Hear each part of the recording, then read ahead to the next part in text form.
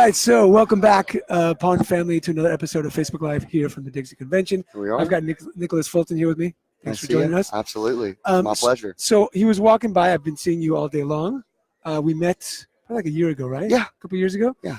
And we were kind of having a conversation. You grew up in a pawn family, but now, obviously, you went off to college. You got your education, and now you're in the business. It's been another I don't know how to describe it. I mean, it's a different sort of era for new pawnbrokers to come in, but at the same time, I'm still getting the old school thoughts from my dad and Brian, which is the president and director of operations. So, it's been a good mesh. But we butt heads sometimes on some certain things, of course. Of course. But it's been really cool. I mean, I just been 9 months, 10 months, man.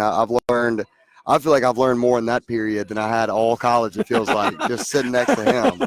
I couldn't agree with you. Not knocking my university or anything. Go Bulldogs, by the way. We're on in about 10 minutes in March Madness. If you're catching this, go ahead and watch that. It's against Liberty. So just got to give a shout out to my university real quick. I'm wearing the maroon, white. Got to do it. Nice.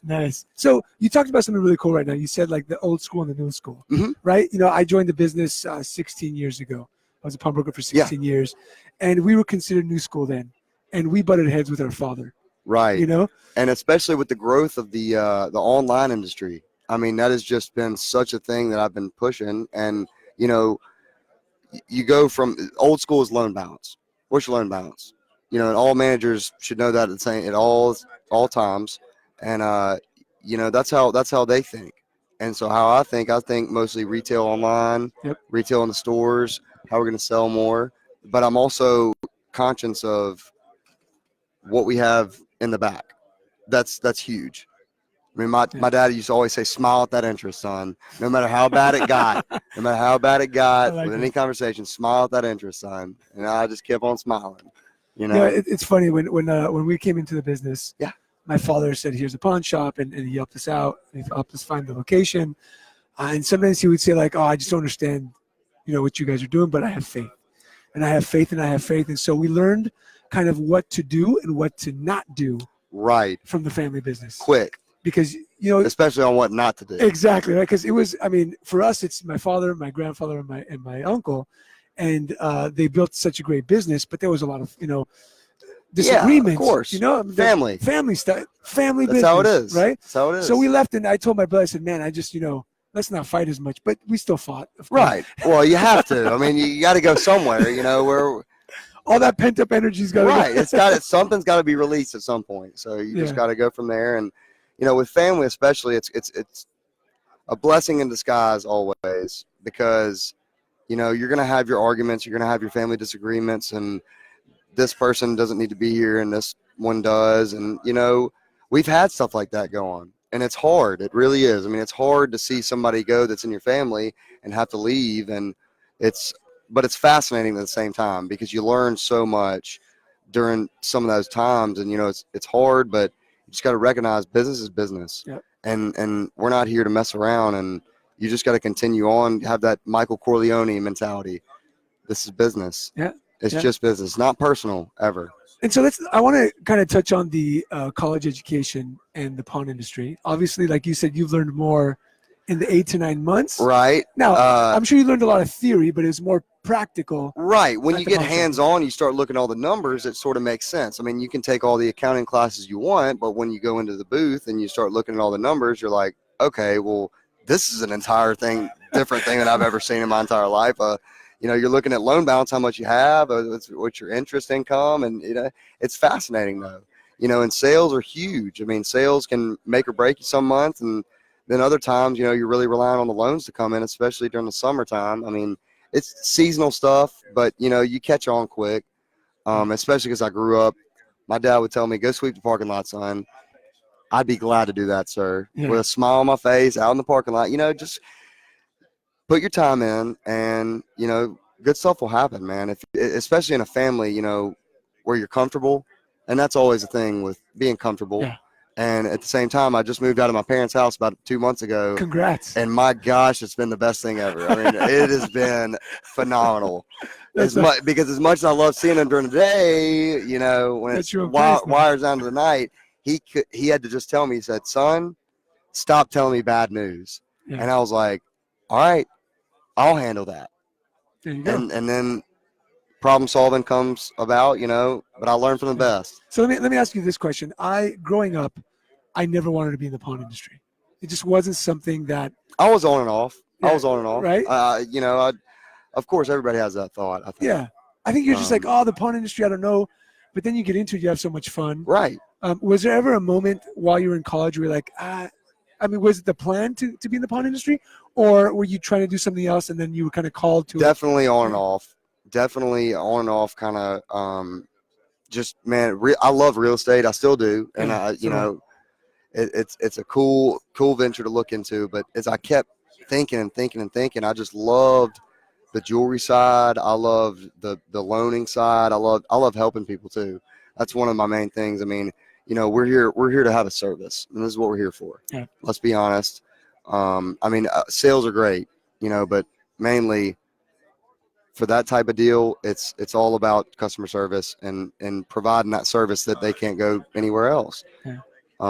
Collateral is huge. But there were some times I definitely had my doubts. There was a huge rift with our family, and it kind of struck me wrong in a way, but right at the same time. So we were really close to kind of breaking it off, and they came together stronger than ever. Awesome.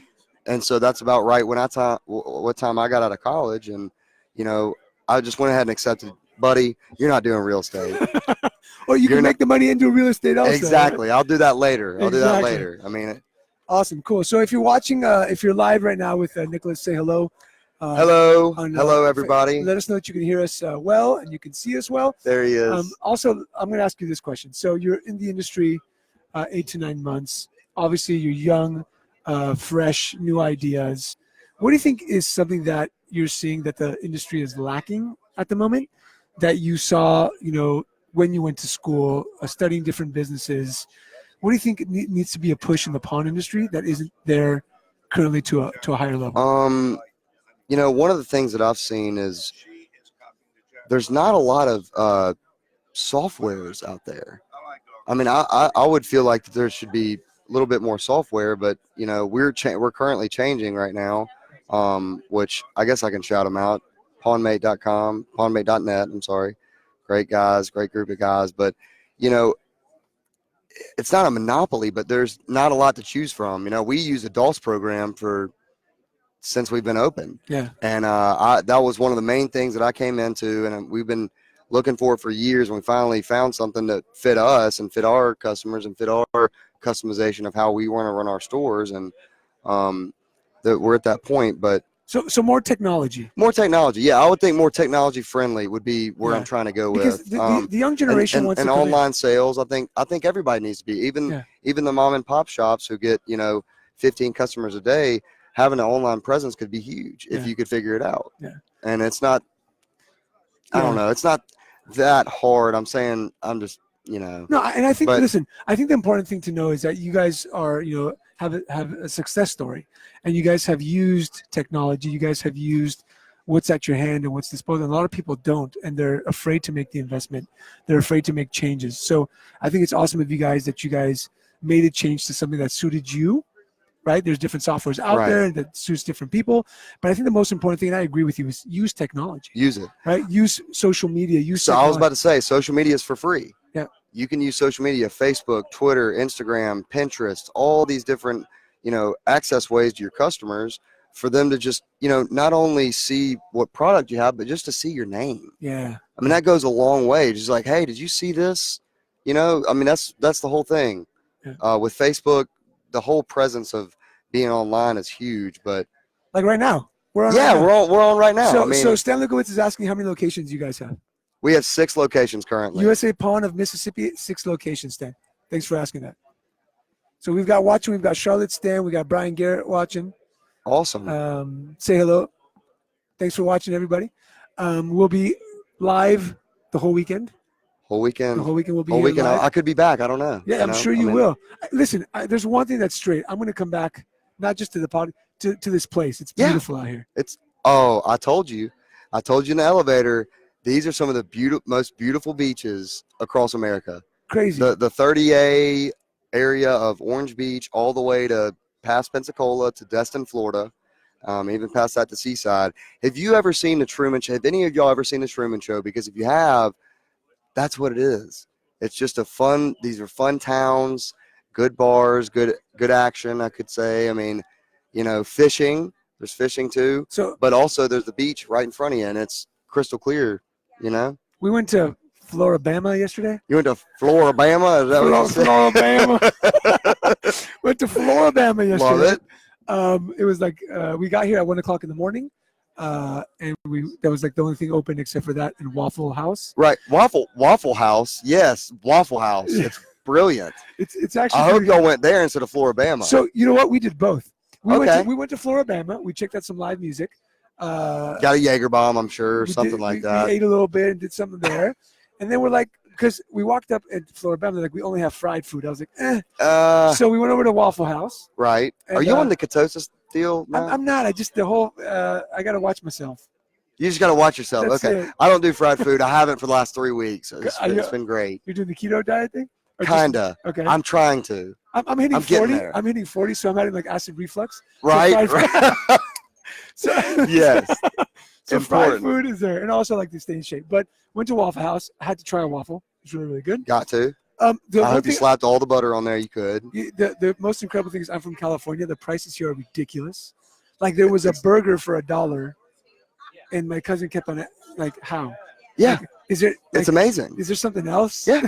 It's amazing. I mean, look, you go to Waffle House, if any of y'all are watching, All-Star Special, get you some hash browns, throw some ham, smothered, chunked, whatever you got to do, and add some ketchup on there. That's brilliant. If you're wanting a good Sunday, Waffle House is where to go. Yeah. Or as Yigal can call it, Waffle House. Yeah. Waffle House. I gotta say it right. Yeah.